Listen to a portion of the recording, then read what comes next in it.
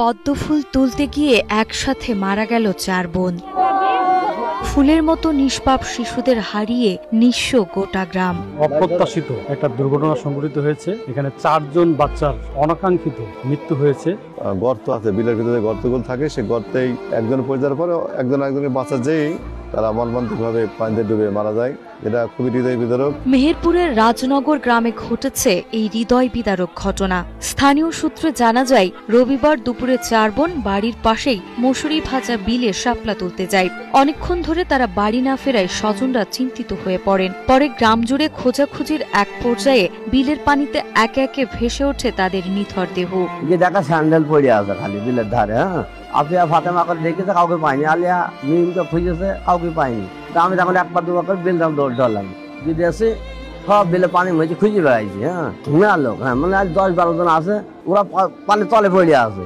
এক জায়গায় থাকে, কেউ সরিয়ে গেছে, কেউ আছে, এক জায়গায় আছে, কিন্তু দূরে দূরে হাঁটতে হাঁটতে পাওয়া যায় না। এক জায়গায় করে 8 ঘন্টা 40 মিনিট পর পাশে।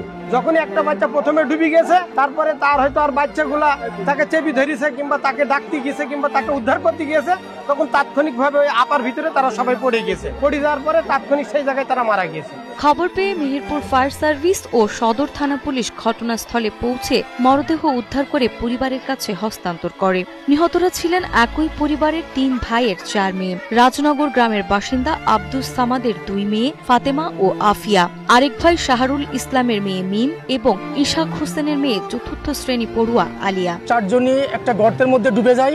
স্থানীয় লোকজন 3 জনকে মৃত অবস্থায় উদ্ধার করে এবং একজনকে খুঁজে না পাওয়ার কারণে আমাদেরকে ফোন দেয়। ফোন দিলে খুব দ্রুত আমরা আসি, এসে একজনকে আমাদের ফায়ার ফাইটার কর্তৃক উদ্ধার করা হয়। আমরা এখানে এসে যথাযথ আইনি প্রক্রিয়া সম্পন্ন করেছি। একসাথে 4 শিশুর মৃত্যুতে গোটা রাজনগর গ্রাম এখন শোকে স্তব্ধ। তারা বলছে, সাঁতার জানা থাকলে এই দুরবস্থা হতো না। প্রতিটি পরিবারের উচিত তাদের সন্তানকে সাঁতার শেখানো, যাতে অকালে ঝরে না যায় ফুলের মতো কোনো শিশু। বাচ্চাদের অতি জরুরি সাঁতার শেখার দরকার। যদি এই বাচ্চার 4টি যদি সাঁতার জানতো, তাহলে তাদের আজ এই বিপদ হতো না। নদীমাতৃক এই দেশে আমাদের সাঁতার শেখা দরকার।